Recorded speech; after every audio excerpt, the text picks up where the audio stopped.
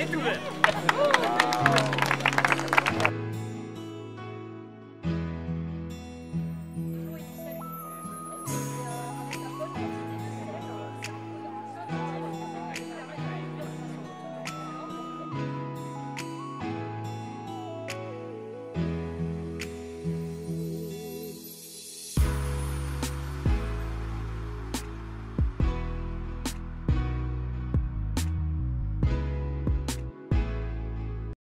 Il s'agit en effet de la première édition de cette journée de la coopération Union européenne-Burundi. Alors, elle tombe à point nommé, au moment où l'Union européenne et le Burundi ont entamé une nouvelle phase de leur partenariat après la levée de l'article 96. La reprise et l'intensification du dialogue politique depuis le début de l'année 2021 ont permis d'approfondir la normalisation et ainsi d'envisager de nouvelles perspectives de coopération et de partenariat. Nous célébrons cette journée spéciale à un moment particulier de l'histoire de la coopération entre l'Union européenne et le Burundi. La journée de la coopération est une vitrine qui montre comment la coopération basée sur la confiance et la compréhension mutuelle améliore la vie des populations bénéficiaires. Je suis de ce fait très à l'aise de constater que les jeunes sont la cible privilégiée de cette activité.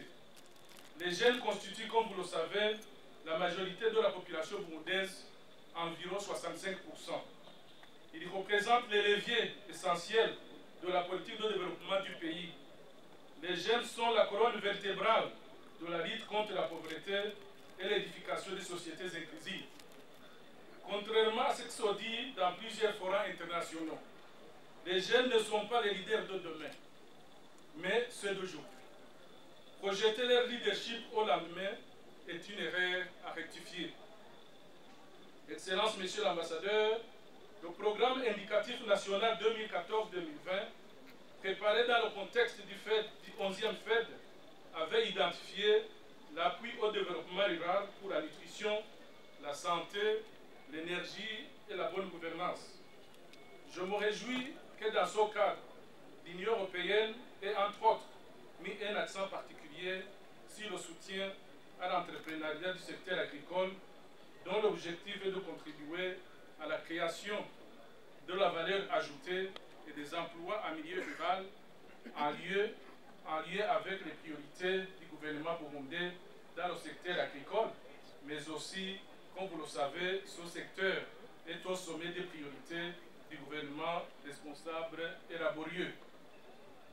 Permettez-moi, Excellence, Monsieur l'Ambassadeur, de terminer mon intervention sur un souhait.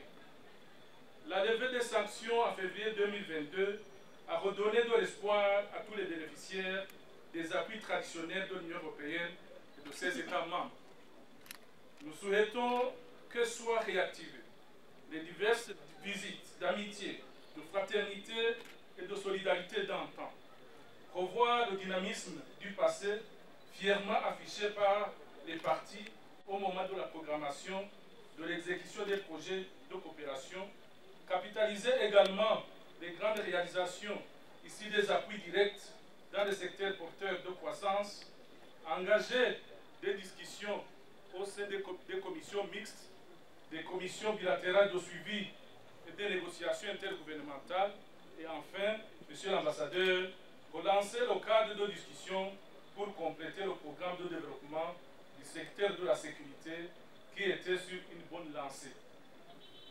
Je vais traduire ici, Excellence, Monsieur l'Ambassadeur, les attentes du peuple burundais pour voir se traduire en actes plus concrets la décision de la levée des sanctions afin que prévalent l'amitié, la fraternité, la confiance, la compréhension et le respect mutuel qui ont toujours caractérisé les relations bilatérales entre l'Union européenne et le Burundi depuis de longues années.